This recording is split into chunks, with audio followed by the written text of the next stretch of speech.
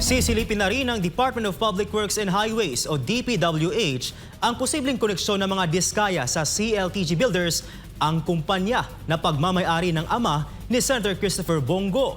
Kasunod ito ng pahayag ng Office of the Ombudsman na maaring may itinatago ang mga diskaya matapos umatras sa pagkikipagtulungan sa investigasyon ng Independent Commission for Infrastructure o ICI. Si Sheena Torno sa detalye ng balita.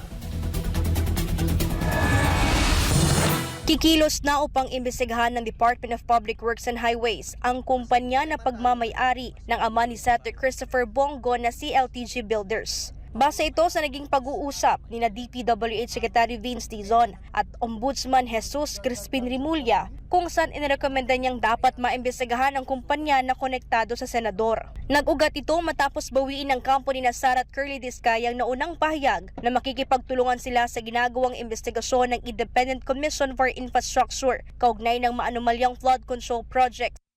Today, umpisa na namin ang iimbestiga sa CLTG Corporation. At yung links nito sa Diskaya Company simula 2016. Dahil ang mga Diskaya mismo ang umamin sa Senate Blue Ribbon na lumaki ang kanilang negosyo simula noong 2016. Titignan natin lahat ng mga proyekto na involve ang Diskaya na may involvement dun sa CLTG Corporation na sinasabing konektado kay Senator Bongo. Binigyang diin ni Dizon na walang sasanting opisyal ng pamahalaan sa isasagawang investigasyon kahit pa ito'y naging kaibigan o katrabaho noong nakaraang administrasyon. That's all immaterial. Whether I worked with someone or not, any allegation of corruption needs to be taken to the end.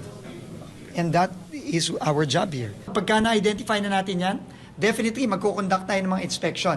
Ang importante ngayon, a-identify natin ano yung mga proyektong yon. Gagawin na natin yun. Dahil nga lumabas na may possible na pinoprotektahan ng mga diskaya.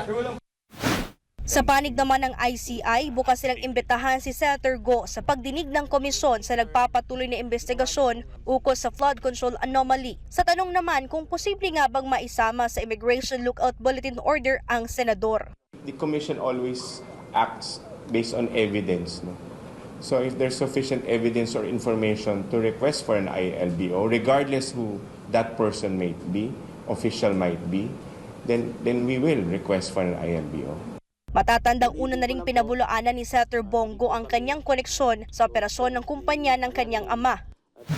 Samantala, nagsimula na umaga ng Huwebes ang Asset Recovery Meeting ng ICI kasamang iba't ibang opisyal ng mga ahensya ng pamahalaan. Kasama rito ang Anti-Money Laundering Council, Bureau of Customs, Bureau of Internal Revenue, Civil Aviation Authority of the Philippines at marami pang iba.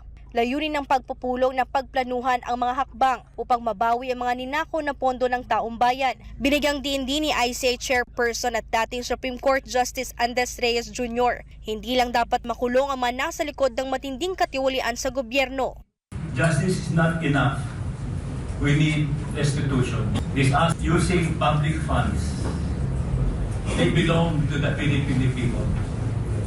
Money that could have been spent on building schools, hospitals, and road projects was instead burned wantonly on useless luxuries and vices.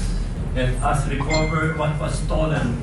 Bubuo na rin ang ICI kasama ang mga nabanggit na ahensya ng pamahalaan ng Technical Working Group. Hakbang ito para mapahusay ang koordinasyon, legalidad at lista ng mga aksyon na gagawin ng komisyon at mga ahensya ng pamahalaan sa pagbawi ng pera ng taong bayan.